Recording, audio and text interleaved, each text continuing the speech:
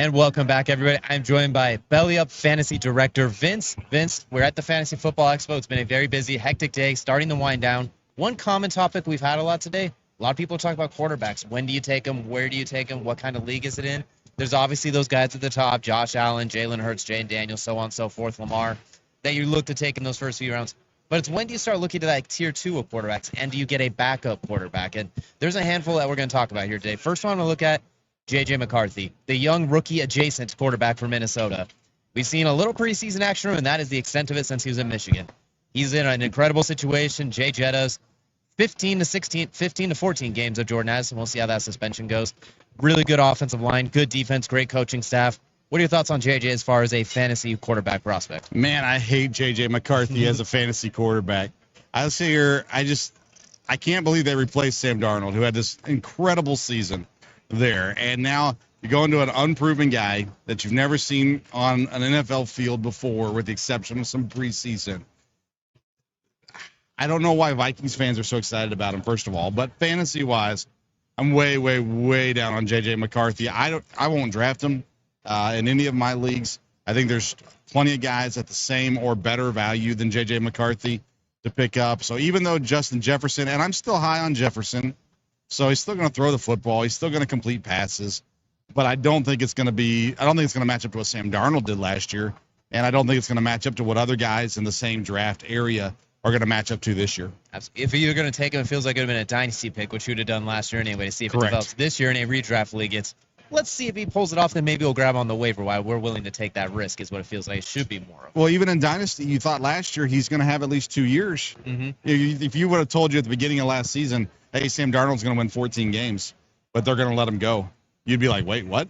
How did that happen? It would have been good for him to have more time. Mm-hmm. And Darnold, he's going to play 2 years in Seattle before Milroe takes over. It seems like that was what they should have done. They should have given Darnold some more time.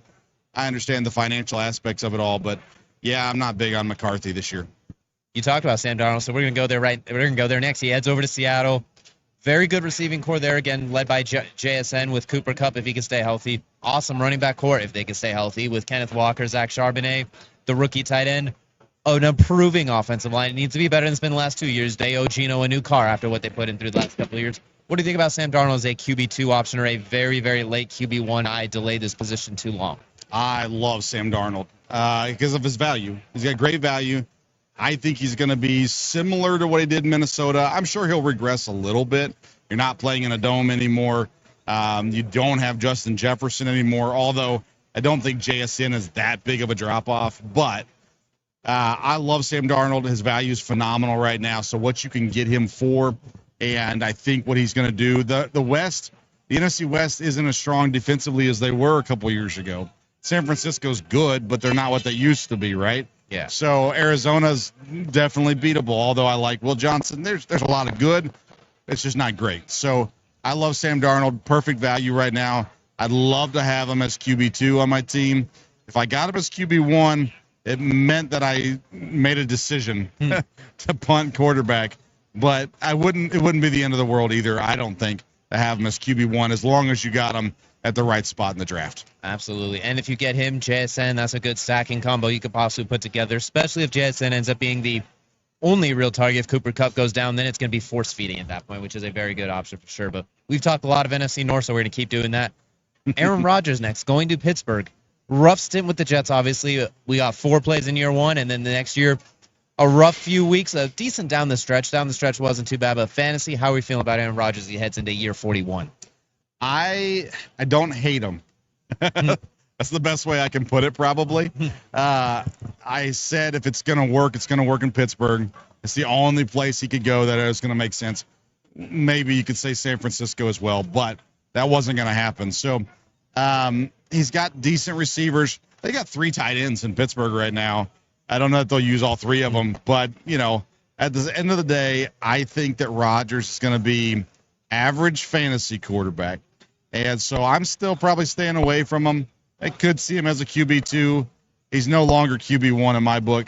But there's potential there. And, again, I like kind of what he does for the guys around him more so than what he himself does fantasy value-wise. He does more for DK than DK does for him, basically. Yes. One thing that's curious is if you are in a super flex league with multiple quarterbacks, all of these guys could be if you don't want to double dip in quarterback early, like I know some people like to do, they like to just get these guys. Maybe you can get in the mid round, something like that too, depending. So you can get that Bijan and maybe someone like Baker Mayfield in the first 2 rounds if it's a super flex quarterback heavy league. Then circle back to these guys later. Still get yourself that JSN and those other guys that might go in those mid rounds. So there's some options there.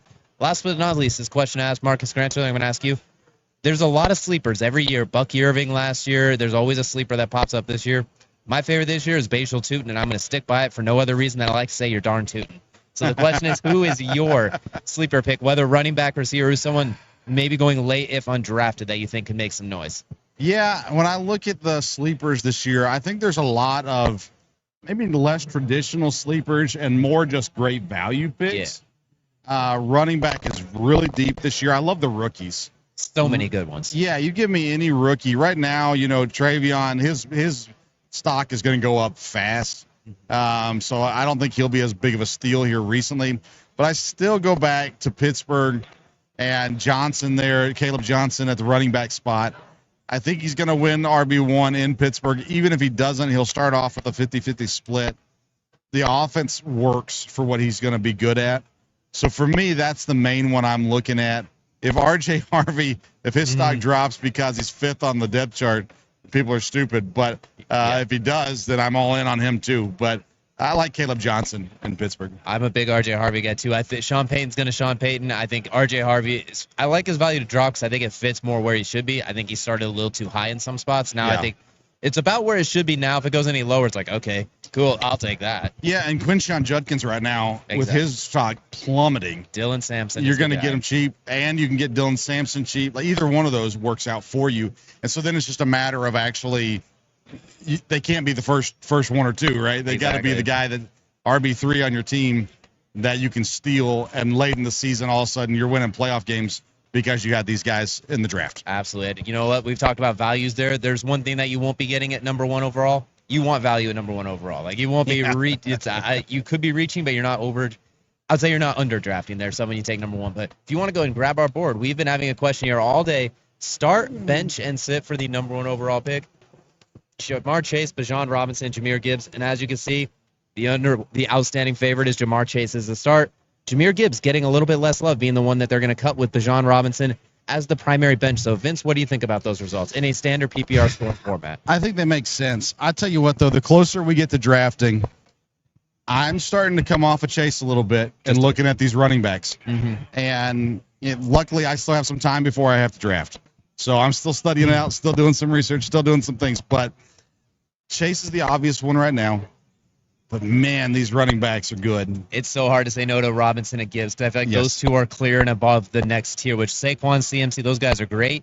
But what you're getting with Robinson and Gibbs just stands out so much, and receiver is so deep at the same time. It's a tough split because you also mentioned those young running backs later in the draft where receiver's not as strong. Right. But rounds 2, 3, 4, you can get DJ Moore in round 5. Like if you line it up right, you can really run the table. But if you misfire early, I think it can set you up to be chasing the rest of the way, which, no pun intended, could be very difficult, especially that you're getting a one swing. You're waiting a long time for pick number 2. Correct. Yep. Yeah, I'm with you on that. I'm just, we're just now getting to the prime draft season. This is when it counts. And so now it's like, okay, now I actually have to think hard about what would I actually do. And I love both Gibbs and Robinson a lot. Chase, I like Chase. He's great. Burrow's great, all that good stuff. But I don't know, man. It gets hard to pass on running backs. That preseason game with Chase made it even more complicated too. Like if you'd have played in the preseason, it was terrible. It would have been nice. But we also have our Belly Up Fantasy Live Draft coming up on Tuesday the 19th, just around the corner from the time of this recording.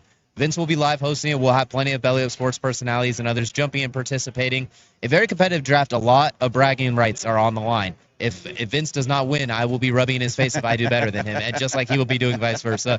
Be sure to check in for Belly Up Fantasy Live every Tuesday at 9 p.m. Eastern Time. As well, you catch him on the Sports Stove as well, myself on High Low Sports. All of that available on the Belly Up Sports YouTube page and social media pages. Be sure to check us out there, and we'll see you all again next time.